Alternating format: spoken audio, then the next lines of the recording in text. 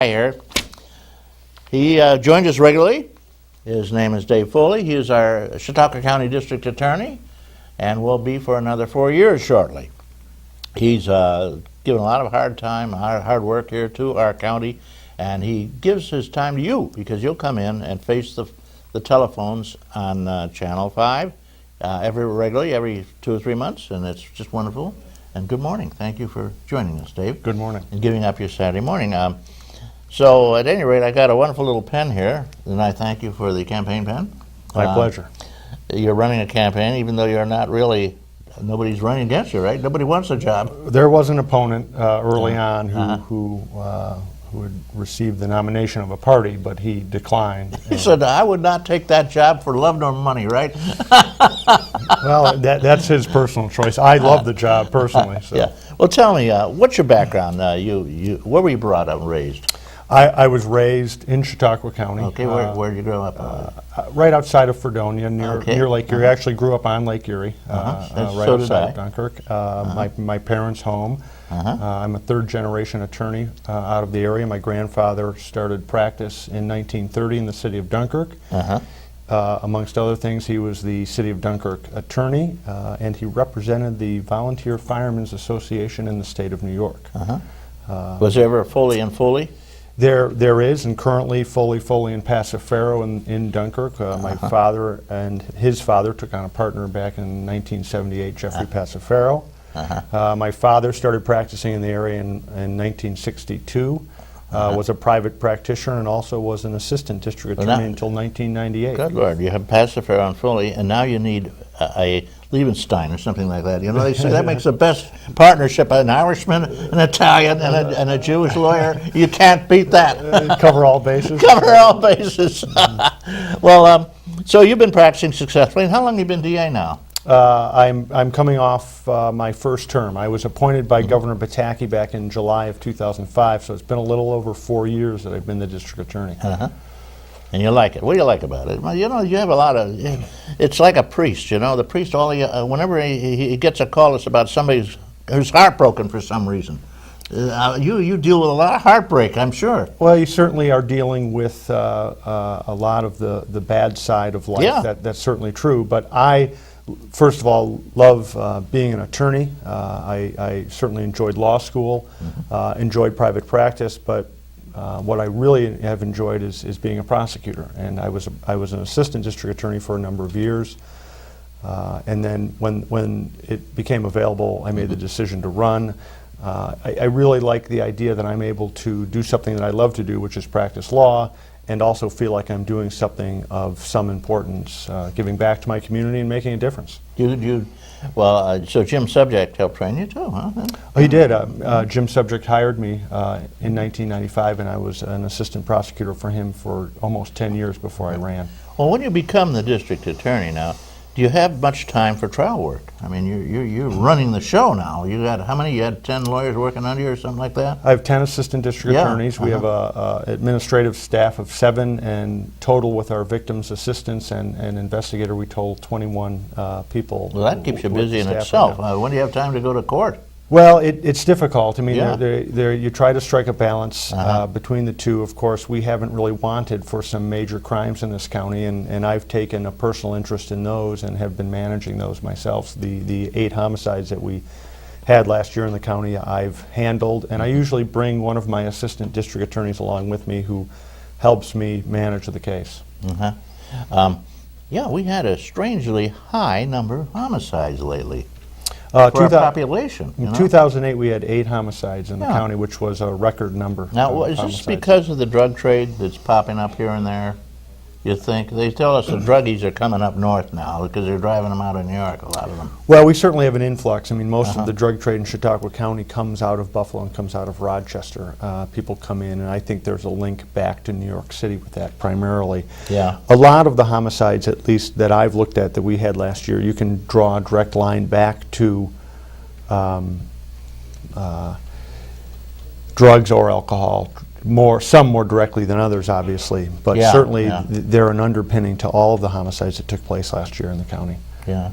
Do we have, well, of course, we have a lot of vehicular homicides too, but this is a different game. You don't get involved in that usually, do you? Well, I have two prosecutors in my office, one that covers the north end and another that covers the south end, and handles all the vehicular homicides and vehicular assaults that are usually as a result of DWIs. Yeah. Really, we haven't had too many. I think there were more previously. I think we've really done a good job managing and educating the public regarding DWIs, and I think that those numbers have at least steadied out and to a certain degree have decreased. And you're seeing less vehicular type homicides than you have in the past, in my opinion. Okay, well, that's good news. What is it, 25,000, or no, I guess up to 40,000 nationwide every year now are killed on the road. Well, it's certainly like coons up here, you know. There's more people being killed. Yeah, it certainly still occurs, but you also have other dangers on the road. I mean, the big thing now is, of course, people texting while they're driving, and there's been some reports out there that say it's even more dangerous than drinking and driving, because it draws your attention so away from the road that people are causing accidents because of it. And I think that's an issue that the state needs to deal with, and I've at least see a few weeks ago the federal government was taking a look at it. Yeah, at least if you're talking, I mean, they got a law you can't talk on your phone now in New York State while you're driving. That's correct. But texting, there's no law against that. There should be, of course. There is not. Because you got, not only do you have to be concentrating, you have to read it or look at it. You don't have to look at anything when you're talking anyway. You know? That's correct. You have to press buttons. You have to pay attention to the text. Sure. The hard thing, from my perspective, is being able to prove it. How do you prove that someone actually has been texting? A police officer comes up, and I would think you would have to make a law that would indicate they would have the right to temporarily seize the cell phone to see whether or not you had been texting. It's a difficult sort of situation. If you're talking on the phone, at least a police officer could see it. That is evident, self-evident. Right. Texting is another game, I guess. But well, what would you be doing? Fixing. Well, I mean, and the other point is, how far do you go? I mean, people eat while they drive. People put on makeup while they drive. Right. I've heard that people read while they drive. I mean, all of it creates a danger. I mean, there's just no question it creates a danger. Yeah. I think that your focus when you're operating a motor vehicle should be on the road. Absolutely. I've had only one accident that was my fault in my life, and I was reading a sign. I admit it. I looked over to look at a sign and distracted me from what was going on, and I hit somebody about Rear-ended 5 miles an hour, and they got out and said we're fine, but then their attorney gave them a physical examination and found that they were terribly crippled for life. They call that soft tissue, right? I couldn't believe it. They settled, my company this is back in the 60s or 70s, settled for $5,000. I said, what for? There was no damage to either car. Well, she's suing because she's got a sore neck or something, you know. The soft tissue. Now all of a sudden, 2 days later, right, starts to hurt. So whatever happens, the advice there from my lawyer was read whatever happens. Somebody rear ends you, fall out of the car holding on to your neck. That's worth $5,000 right there. Oh, well. Dave Foley, our district attorney, talking a little bit about what's going on. So what are you doing new over there? There's something. You always have something cracking. Well, our primary focus over the last 2 years has been our Child Advocacy Center, which we've opened down in Jamestown now.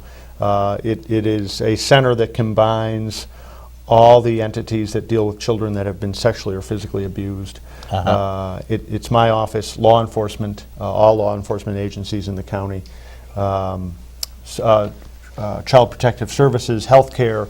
We have two pediatricians down in Jamestown that have provided. So what we're doing now is we're bringing children in who is sort of like a one-stop sort of element, so that these kids that typically would have to be interviewed 13, 14 times by different individuals now are able to be interviewed at one location by one person. The other people are able to view it on a monitor. It really reduces the stress on kids that have been subjected to these sort of abuses. It's really a wonderful, wonderful program. I took it on when I came in. We've received grant monies. It's down. The facility right now is down on 3rd Street in the city of Jamestown, and we're up and running. We're bringing cases in. We just started about 6 months ago bringing cases into the center, and it's going very, very well. Okay, we have a couple of calls. You want to take a call? Absolutely. Good morning, callers. Incidentally, we've opened the phones. Good morning. Thank you, caller. Good morning. Good morning. What's up, caller? I have a question for your guest. Yeah.